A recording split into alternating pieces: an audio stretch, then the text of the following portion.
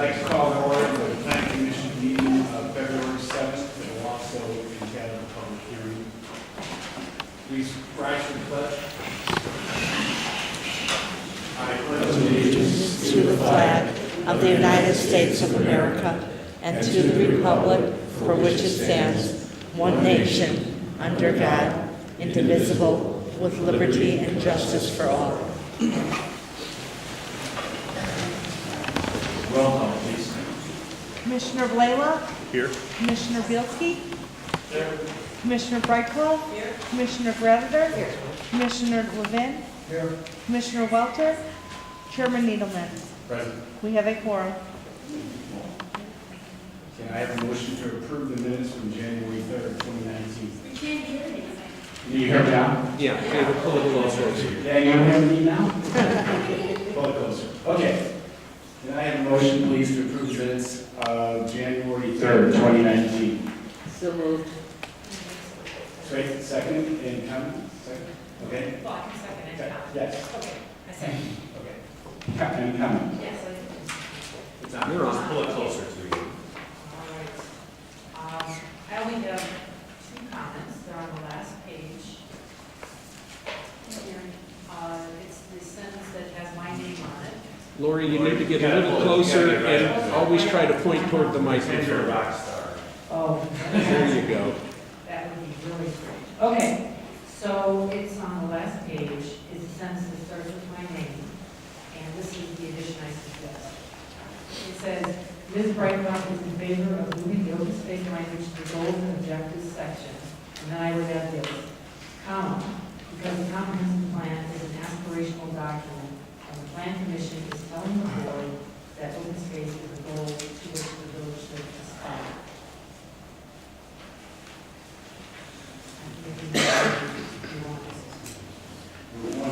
I'm sorry, we don't understand what you're saying, it's not clear. Okay, I just So amended. please fix it, Excuse me? please fix it. Okay, I'll give you the language, and then I would take out the last sentence of that paragraph, because it's redundant. Any other comments? Can I have a voice vote, please, on accepting the minutes as changed? All in favor? Aye. Opposed? Okay, thank you. Any visitors wishing to address the commission on just the current meeting, not the public hearing? Okay, so we're going to move forward now with the public hearing. There's a couple house cleaning issues I'd like to discuss real quick. So what we're going to ask the public is to please speak at the podium. As you can hear, if you're not right into the microphone, it's difficult for people to hear. So those of you who would like to speak, please make sure you address the podium. When you do, just give your name. We're going to ask you to keep your comments to 3 minutes, and please, don't try not to repeat what other people have said. You can say you agree with past comments, and here's what I have to add. I'm going to ask you no interruptions, whether it's when the public is speaking or during the discussion that the commissioners will have. There is a copy of one of the resident statements on the back table that they printed out if you'd like to take it with.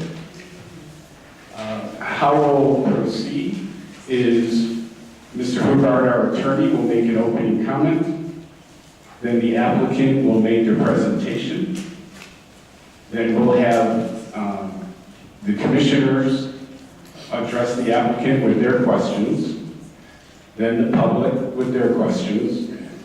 Then the commissioners will go to discussion and vote. Okay? All right, great. Bruce? While he's walking over there, one village announcement. Please join us for the village's first wine and cheese event at the village on Thursday, February 28th from 5 to 7. It's an opportunity for residents to meet and socialize with their neighbors. We encourage all residents to attend. Also, please consider inviting any new neighbor to attend with you. Again, February 28th, 5 to 7. All right? Can I ask one question? Okay. Okay, this is in terms of the process. What exactly is the village voting on? I'll answer them I would appreciate it. if you give me a chance.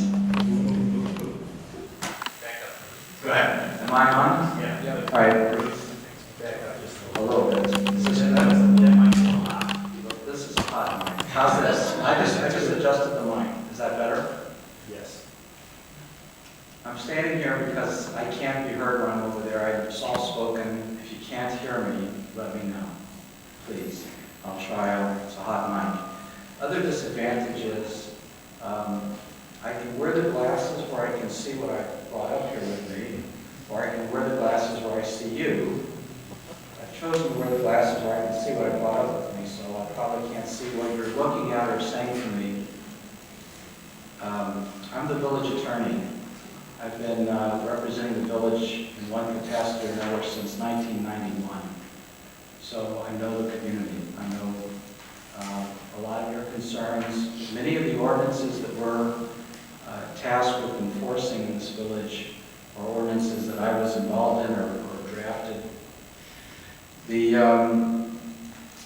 reason we're here tonight is because there's an inherent conflict in the right of villages to zone and the right of people with disabilities to be able to live in single-family housing. Our zoning ordinance, like many other communities, says that a family, is everyone still hearing me? Yes. Says that a family can live in a single-family home, which are people that are related to each other, or it says unrelated people can live in a single-family home, not more than 3, plus domestic servants and things like that. The Supreme Court and a lot of other authorities, but the Supreme Court is really all that matters for us, has said that it's legitimate for a village, such as Riverwoods, to have a standard in its zoning ordinance that defines a family, as long as we don't define it in a way that's discriminatory, and that limits single-family residential areas to that kind of occupancy.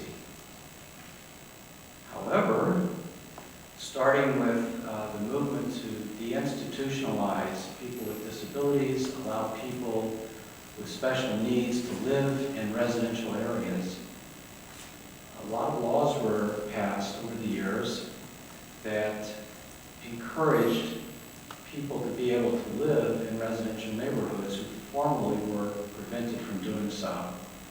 Significant federal laws that made that happen were amendments to the Fair Housing Act, 1988, Americans with Disabilities Act, Rehabilitation Act of 1973.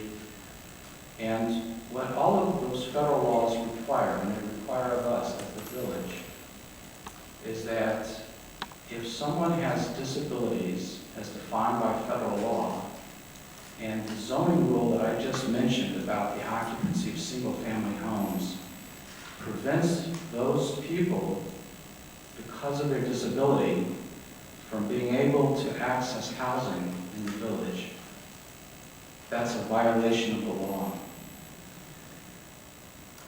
When various movements grew up to try and provide more housing for people who are aging, people with special needs, people who are recovering from addiction, there are many categories of disability under federal law.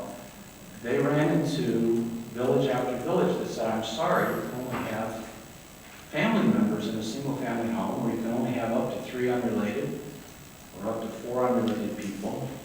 And these groups sued villages again and again and again, and a body of case law has been developed interpreting these federal laws which say that you can't deny someone the ability to access housing because of their disability. And I'm summarizing 30 years of jurisprudence by our leading by the justices of the Supreme Court, by the circuit courts of appeal. These are the leading judicial authorities in the United States. And they've developed a body of case law that says that if you have this zoning rule about who can live in a single-family home, you have to waive it to some degree to make a reasonable accommodation to people with disabilities. The accommodation you have to make is one that's necessary and reasonable in order to allow them to have the same access to housing as people without disabilities. Now, you and I just heard that. We heard the words, but we don't know what that means. And neither did any of the other villages that were faced with this problem over the last 30 years. And as each situation developed and someone tried to define what that means, oftentimes litigation ensued. And a decision came down. It was written by judges and then later went up to the Supreme Court in a number of cases. And so I've carried around with me for the last month or so all of those decisions that I thought were the most relevant to our task at hand. Just to give you an idea, one of the more famous decisions was by the Supreme Court in 1995. And as lawyers, when we go to look up what that decision said and how many times it's been cited by other cases, this particular decision had over 1,200 citations. Every one of those citations is another decision where someone mentioned this case. So my job as the village attorney has been to advise the village board and the plan commission not whether they should or shouldn't accept this petition. That's up to them. My job is to advise them what the law requires, what the law says about what a reasonable and necessary accommodation is. I will tell you that based on all the reading I've done for all 30 years of jurisprudence now that we have, it's very, very clear that the courts believe and have ruled that people with disabilities can't access single-family homes without the ability to live in groups. Many of them can't function independently without staff. Many of them require supportive services. Many of them don't have the ability to manage a household on their own. So the courts, at this point, I would say, if there's any kind of, case law where the decision is already well established, it's that people with disabilities need to be able to live in a group to be able to access single-family housing. So I've advised the Plan Commission, I'll advise the Board of Trustees, that there is no decision tonight about whether to allow a group home. If we were to refuse allowing a group home, in my judgment, we would be clearly violating federal law. The question is, what is the extent of a reasonable and necessary accommodation? The question of whether we should even think of having this kind of use in single family in the district has been answered for us by the federal courts. And there's no question about it. Now, if you look at surrounding communities, which have much more experience than we do with this is really one of the first instances that I can think of that's come before us. Glenview, for example, has a term for a family community residence, which means a single-family dwelling occupied on a relatively permanent basis in a family-like environment by a group of 5 to 8 unrelated persons, plus professional support staff. Then they have a group community residence, which is the same thing, which means a group of 9 to 15 unrelated persons with disabilities, plus paid professional support staff, sponsored by a sponsoring agency. The family community residence up to 8 unrelated people is allowed by right. In other words, there would be no hearing at all. In the most low-density single-family district in Glenview, in the R1 district. Evanston has several categories of the same kind of use. Residential home care, that's for 4 to 8 unrelated persons. It has residential home care category number 2, it's for 9 to 15 unrelated persons. If we were to look at the communities around us, a number of whom have been sued under these federal laws, you will find the same classification of different types of homes that allow people with various disabilities to live in groups. They might be homes for seniors, homes for people with developmental disabilities, homes for people who need a certain amount of medical assistance. Many definitions, we don't have that detail in the village. But what we devised, to get back to this gentleman's question originally, was a very simple procedure. We looked at our procedures in the zoning code for asking for a waiver. We didn't have any. And that probably on its face was already in violation of the law, so we put in a procedure, which is what's before us tonight.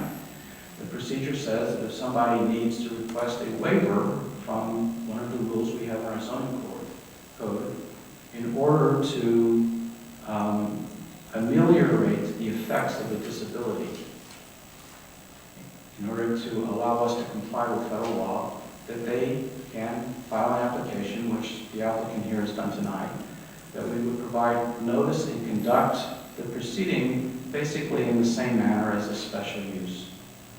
So in the village of Riverwoods, if you look at our zoning code, we have specified what the notice provisions are for a special use. We give notice within a certain radius of the house. We publish in the paper, we put up a sign, and we followed all the same procedures in this case. There was a notice published in Deerfield Review. We sent out a notice.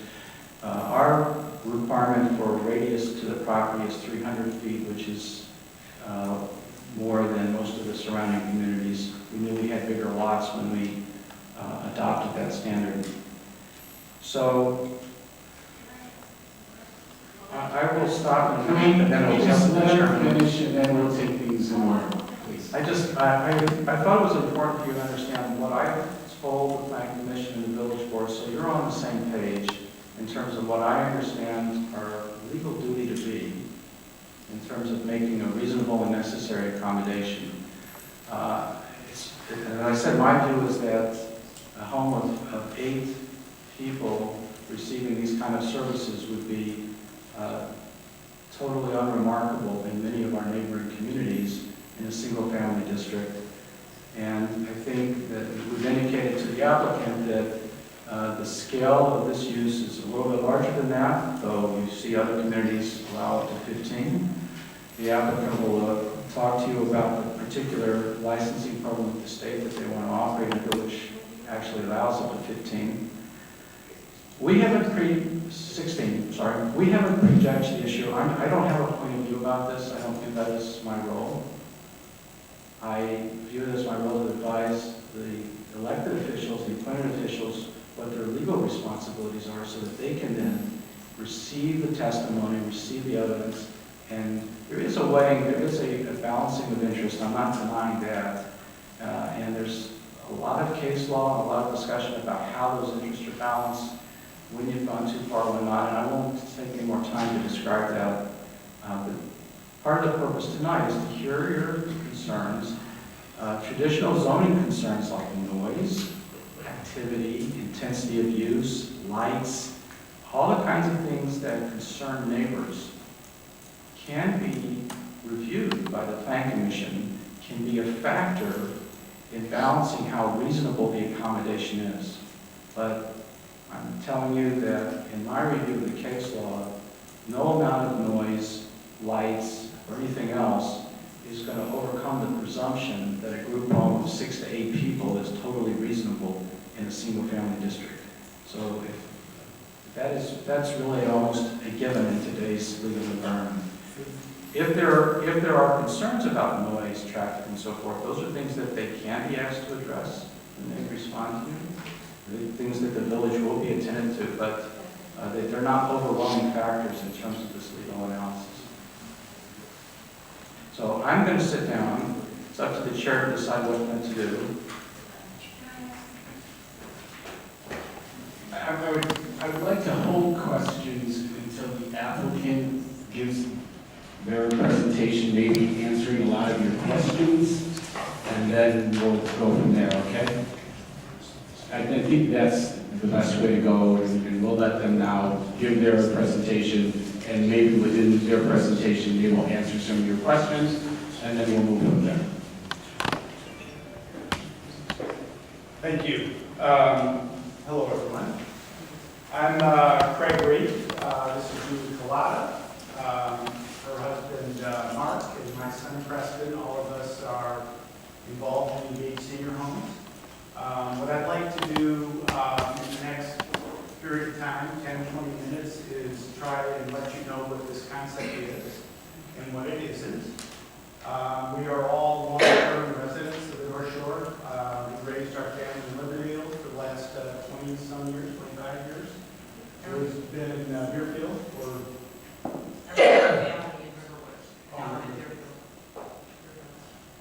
So we're very familiar with the area. The other thing that we'll talk about is Julie and I are partners in a private pay home care business.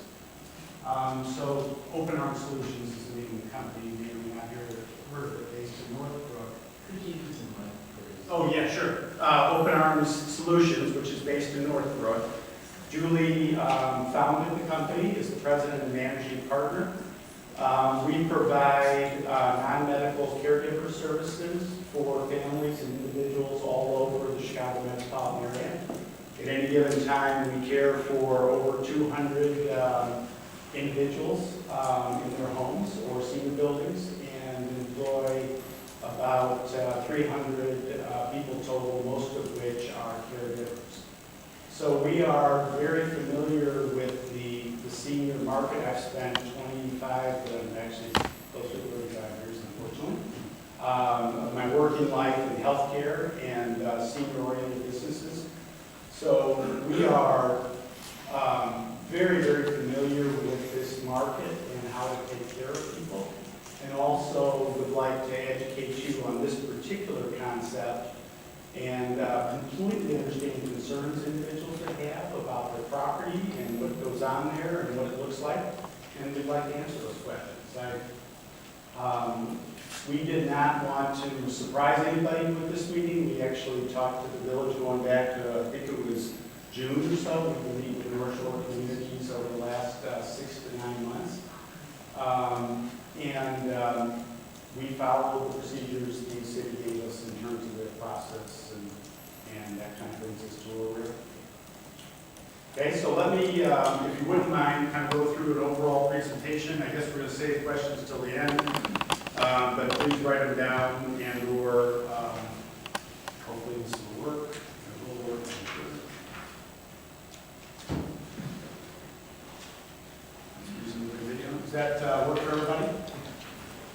So Engaged Senior Homes is a new company. We do not have, even though it says homes up there, we do not have any other homes yet in the North Shore or anywhere else. We know a lot about the senior market and taking care of people. Can you speak into the... Oh, I'm sorry.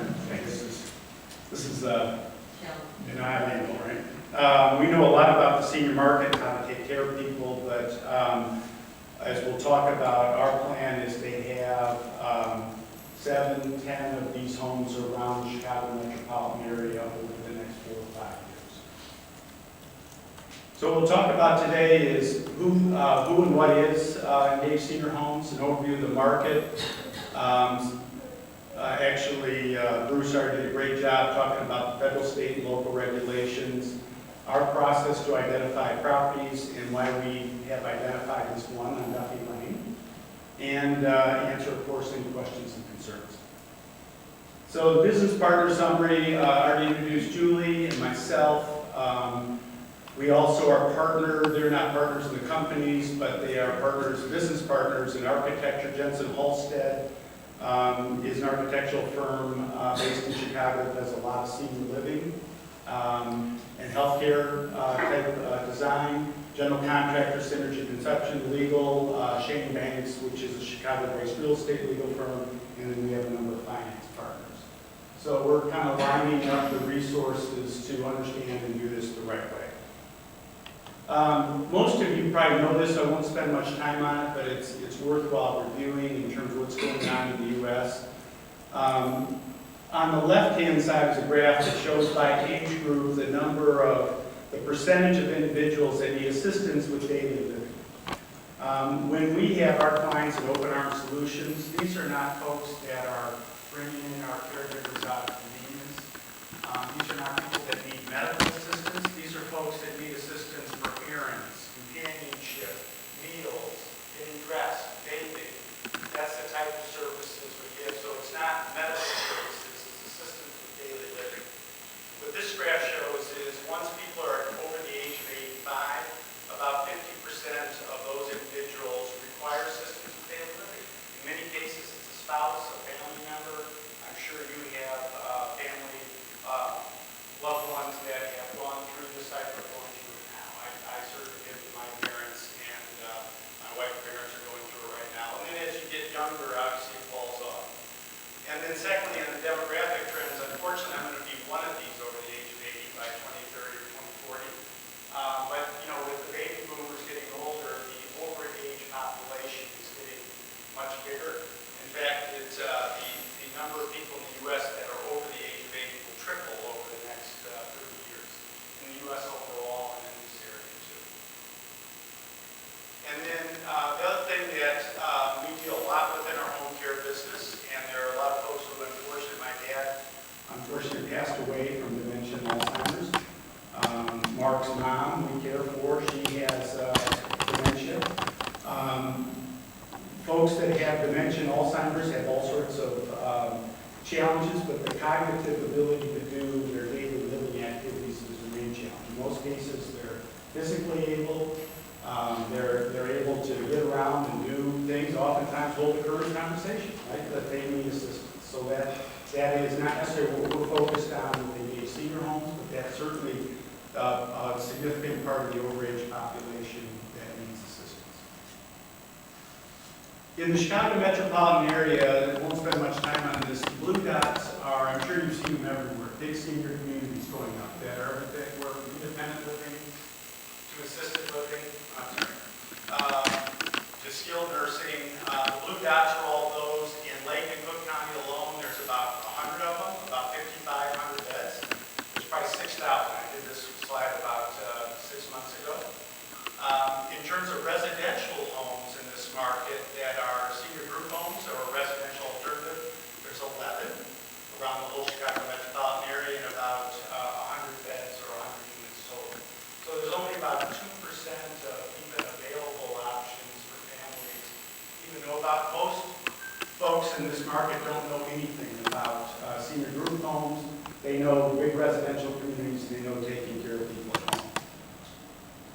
There are other parts of the country, the usual suspects, Arizona's always used, but there's many other parts where residential group homes or senior group homes are common. In fact, in Phoenix alone, there are over 2,000 residential group homes. It's about 30% of the available assisted living or people who need assistance. Group homes are not. Just not in this area. And it's not because people haven't proposed it or it's been turned down. It really is just one of those concepts that has not been done here. Bruce already covered this. We, in no shape, form, or fashion, are threatening to sue Riverwoods or any other city. This is not a legal battle. We are trying to offer families a choice. At the same time, senior group homes, as Bruce laid out, and other types of group homes for those who need assistance are protected by federal and state law. In the state of Illinois, they have regulations specific to, I think, 4 different types of group homes. Seniors is one of them. All of them allow up to 16 residents by state guidelines, subject to local review and approval. And licenses cannot be changed. So you can't have a senior group home and change it to something else. They're all specific to the type of group home and also be approved from the local authorities. If anybody wants to read about all this stuff, it's all available online in the state of Illinois.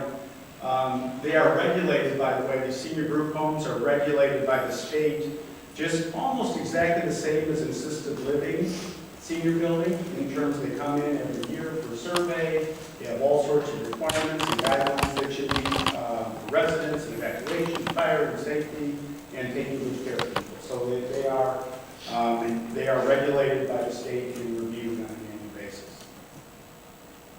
What are senior group homes? Really, from our perspective, unfortunately, all of us will get to the age where we're going to need assistance. Hopefully, we'll be lucky enough to get to the age where we need assistance. And it's a painful, excruciating process for families to go through to recognize that their loved one isn't the same or needs assistance, and it's excruciating and painful for that individual to admit or accept assistance. We see it all the time in our home care business.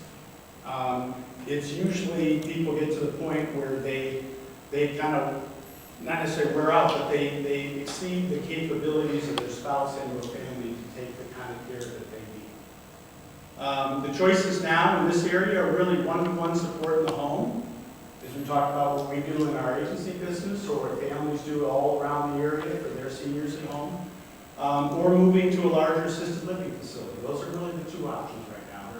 There's a couple other homes that are available that really most people don't even know about. They provide a home environment, familiarity with staff, 24-hour oversight, assistance with ADLs, that's assistance with daily living, and a much better resident to caregiver ratio than in senior living. One of the misconceptions, and some of you may have gone through this yourselves, is once your loved one decides to finally move into assisted living, there's a collective sigh of relief by the family that they've decided that they're going to be well taken care of. It happens all the time when people move into that setting and they're disappointed by the level of support. The resident to caregiver ratio in most senior buildings during the day is 20 to 30 to 1, and at night it's often 80 to 100 to 1. So, they'll ring their call light in their room, and someone may be there or someone may not come right away. It really depends on the senior building, and these are beautiful properties. In our home care business, we work with a lot of them now in terms of helping or supplementing the care the residents need. What senior group home was regulated, where I talked about, what senior group homes are not, this is not a place for active, independent seniors. These residents will not have cars, and they will not be allowed to drive. So these are not folks that should be driving, and that's why they need assistance. So there will be, in effect, there will be no personal cars and an ability to drive by individuals that live there. And it's not appropriate that they do in virtually all cases anyways. It's not a skilled nursing facility. This is not a nursing home with nurses that are there and doctors all the time and all sorts of medical. These are folks that are medically stable, conversational, can move around, want to socialize. They need assistance with daily living. This is not a nursing home. There's no upfront buy-in or long lease commitments. Our concept, which I don't know about what everybody else does, is if someone elects to move into a home, they will pay a monthly fee, depending on the home and where we are at that time. If they decide that it's not for them or they need another level of care, they can move out. Some of you may have experience with senior communities where there's a significant upfront buy-in. And you're kind of, not necessarily stuck there because you can walk away from it, but you're kind of stuck there because of the financial commitment. That is not what we're going to do. This is not a commercial business. There's not going to be deliveries all day long. This is not in and out type stuff. These are folks that are not going out to the mall every day. When folks get to this age and this capability, everything gets downsized, right? Unfortunately, but it's just reality. Their needs are much different than the needs of what normal active senior citizens are. And we already talked about it's not a generic group home. So as we did this, we started on this concept, it's going on 18 months, I think, from our home care business, because we thought, wow, this is a great concept for seniors and families to have a choice, and it's a natural outgrowth of the home care business, something that we know and love so well. And it's great care for people, and they don't have, and they can, if they don't like it, they can leave. If they love it, they can stay there. We're looking at North Shore municipalities who support senior group homes. We've probably talked to 14 of the North Shore municipalities. There's 10 or 12 that are supportive. All have special use permits. Bruce already gave an overview of other communities that have different groupings because they had one's proposed. Most of the communities have never had one proposed. Riverwoods, I think this is your first one that's been proposed, right? So we're providing really assisted living or assistance with daily living with a home field. Actually, we want ranch homes with larger lots and privacy from neighbors because we don't want a lot of neighbors. We want to have it where folks think, wow, that's a nice house. I heard it's a senior group home. I wouldn't even know it's different from a regular home. We're not necessarily looking for homes in disrepair, but as we'll talk about with some of the renovations we need to do, we are not going to make major expansions to these homes, but to turn a 3 or 4 or 5 bedroom home into 8, 9, 10, 11 bedrooms, you basically leave no wall untouched inside the home. So we need to totally reconfigure it, and we'll talk about kind of what our plan is with this one property. Targeting 12 to 13 residents per home, we'll talk more about that, why that is necessary. It's mostly because of the cost of real estate and the level of investment that we're going to make in the home. This particular property, between purchase price and improvements, will probably be in the $1.6 to $2 million range total. This is not low-income housing. This is meant to be a place that families and individuals are proud to live, and the community is proud to have. That is our plan, and that's why really we need more residents in order to do it the way we want to do it. We want to stay well under the 16 allowed, because we think until 12 to 13, 11 to 13 is kind of the right number for staffing and amenities and things we want to do.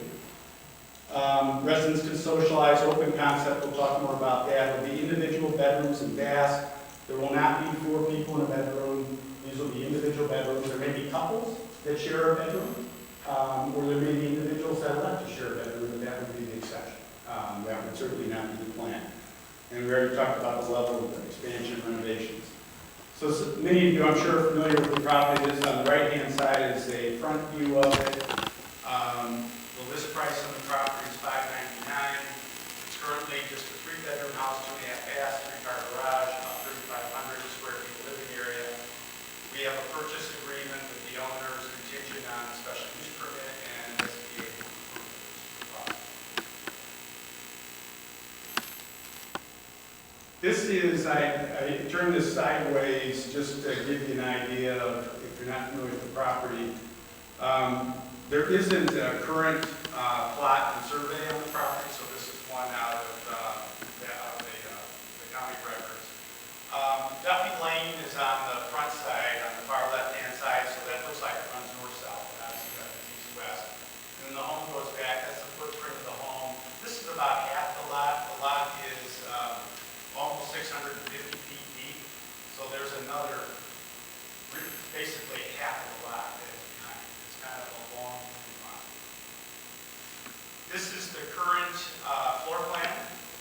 Same perspective, so the front door is on the left center there. 3 bedrooms on the left-hand side. It's a typical 70s, 60s house. I think this was built in the 70s, right? That's not it. Separate living area, separate dining area, separate this, separate that, so it's pretty broken up. And then we obviously plan to change that. The plan, and this is not a final plan, this is our architect's view of what it looked like, is to, in the middle section of the home behind the front door, is make that a great living, living great room, and then dining on the side. The kitchen will actually end up being bigger than that. We're going to take that office out of there. And then the bedrooms are on 2 sides of the house. On the bottom right-hand side, about half of that space is the curtain garage. And then the back half is about 950 square feet of addition. So it's roughly a 30 by 30 foot addition on the back right of the home.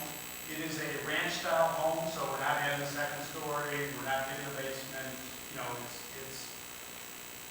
It's going to be still one of the smaller houses. I think it'll be about 5,500 square feet under roof once everything's converted to what the plan currently is. So it'll be smaller than many of the homes in the area.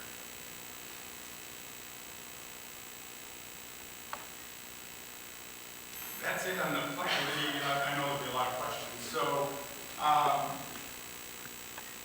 let me just go through some of the frequently asked questions, and I'm sure many of you have many others, so I'll do this quickly, and then we'll address it as folks talk. We talked a little bit why we need so many residents. Why not 6? Why not 8? Why not 9? It's really because of the need for staffing, the price of the real estate, and we can do a better job for the residents with 12 or 13 residents than with 6 or 8, because otherwise we only have one person there during the day, so we always have at least 2 during the day and 1 overnight. So the way it we configured is there'd be the residents, and then there'd be 2 caregivers there during the day and 1 overnight. Yeah, maybe some others coming in and out, but not any more than that would be the base plan. So the traffic and parked cars during the day would be 1 or 2 caregivers, or maybe a family member that's visiting. It would be fewer cars and in and out than you see in a normal family with teenagers with a couple people at a time. I mean, these are not folks once again that are driving to have cars. I'm sorry. Yes. You having a hard time hearing? No, it's just, I'm listening to things. Excuse me, we're gonna wait till you'll have your turn, okay? And I'm almost done. Okay. Thank you.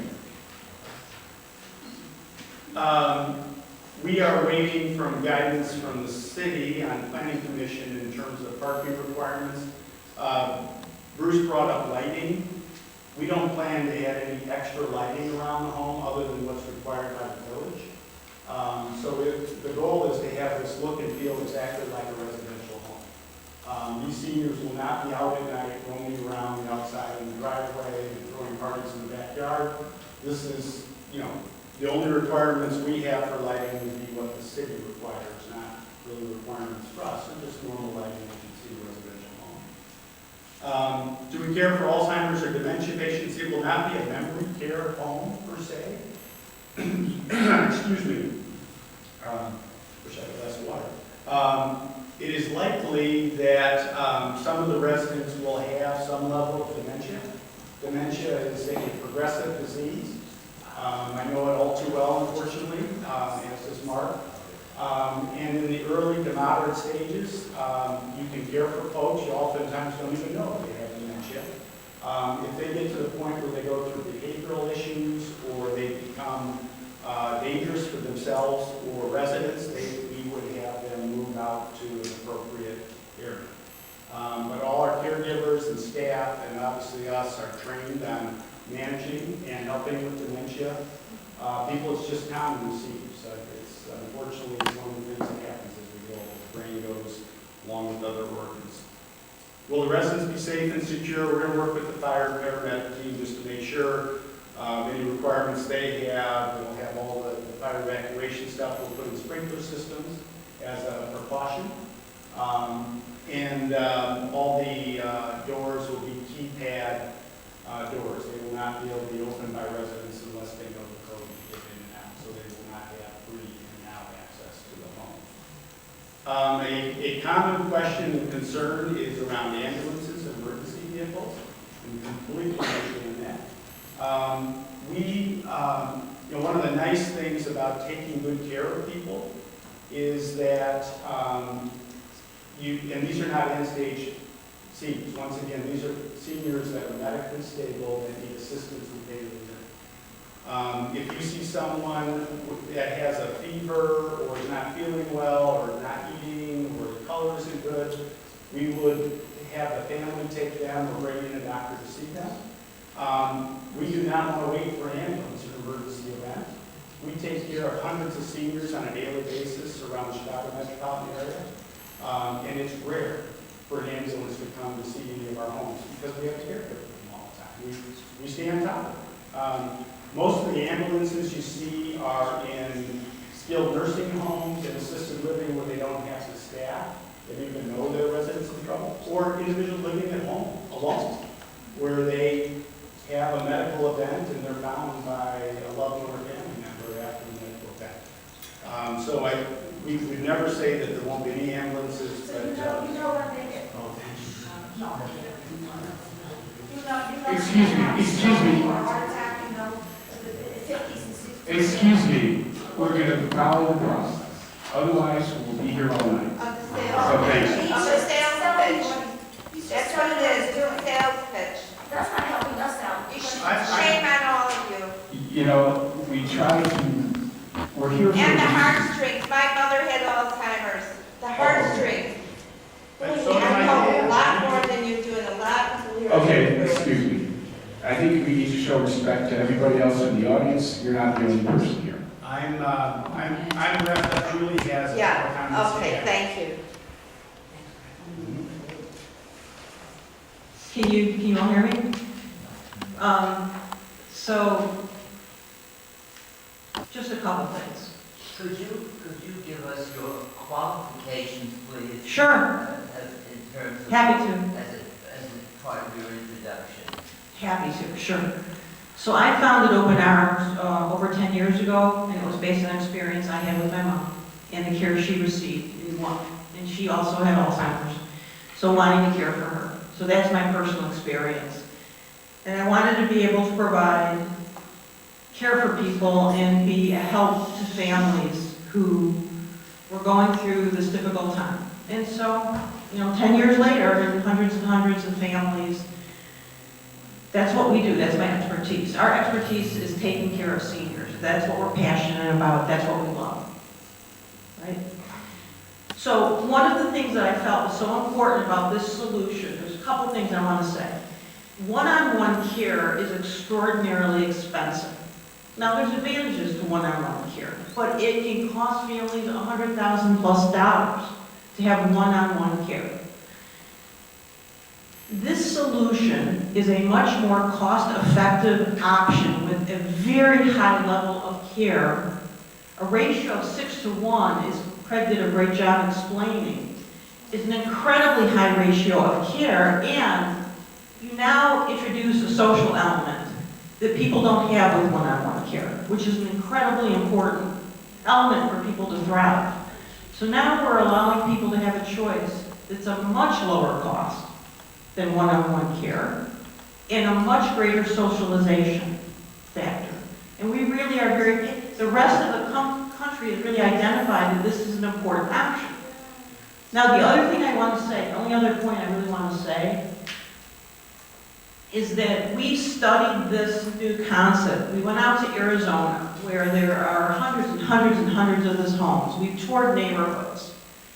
We've gone through experts that have guided us in this process. And I will tell you, you all don't know this, it's new for you, I appreciate. Anything new is scary and concerning, I really understand that. I'm sorry, So, what we have seen in these communities in Arizona is if you walk down the street or you drive down the street, you would not be able to tell a single-family home from a residential home. And that's our intention here. And we've seen it. So we're not just doing this without really understanding what the ramification is to a neighborhood. That's the only points I wanted to make. Okay? Thank you. Yep. Are you finished? Yes. Okay. So why don't you, two of you maybe stay up at the podium and ask the commissioners now to whatever Yes. questions they may have, and then we'll get to the public.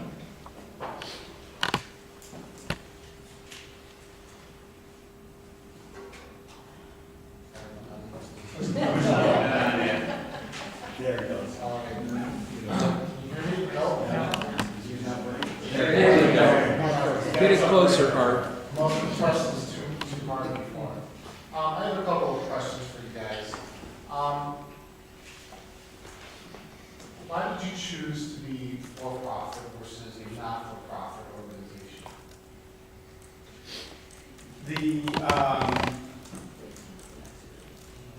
Well, first of all, I've been in healthcare, as I said, for my entire working career, so I've dealt with a lot of not-for-profit hospitals, not-for-profit home care hospitals, all sorts of different things.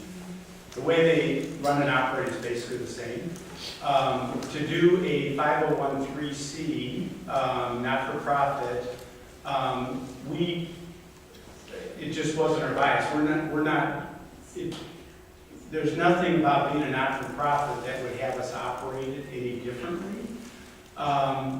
We'd still need to have loans and pay back money and all that sort of stuff. And there was one other quick point on that. The other thing is we are not looking to avoid taxes. We know, one of the challenges with the economics in the Chicago metropolitan area, particularly North Shore, is property taxes. And, if you're not for profit, in many cases, you can avoid paying local, state property taxes. I don't know what the rules are here, but we had no intention of that. So it wasn't, some people, to be quite candid, Blue Cross Blue Shield being one of them, is a major not-for-profit, and, they don't pay taxes. I mean, it's just unbelievable, federal, state, or local. It's just unbelievable. I'd just like to, it's hard enough to conduct a hearing with people interrupting, please. We've been at this for many years in the village. Everyone takes their turn, please. I just want the planning commission to know that requiring an operator of a group home to be not-for-profit as opposed to for-profit has been disallowed by the federal courts. That's not something we're allowed to require as a condition. My intention was trying to identify their intention as a company. And I guess a follow-up question for that is, you mentioned that this is a far more economical way for seniors to be able to live a little bit more independently. So how much more economical is it for them? You mentioned $100,000 for a one-on-one. What types of fees do you charge? And the second part of that question is I noticed that on your plans you had some spas and some salons. They're common showering and bathing areas, even the call spot. So will you be also providing, on top of the normal fees that you charge, additional add-on services, out-of-pocket services within the facility, like a business? No would be the short answer. The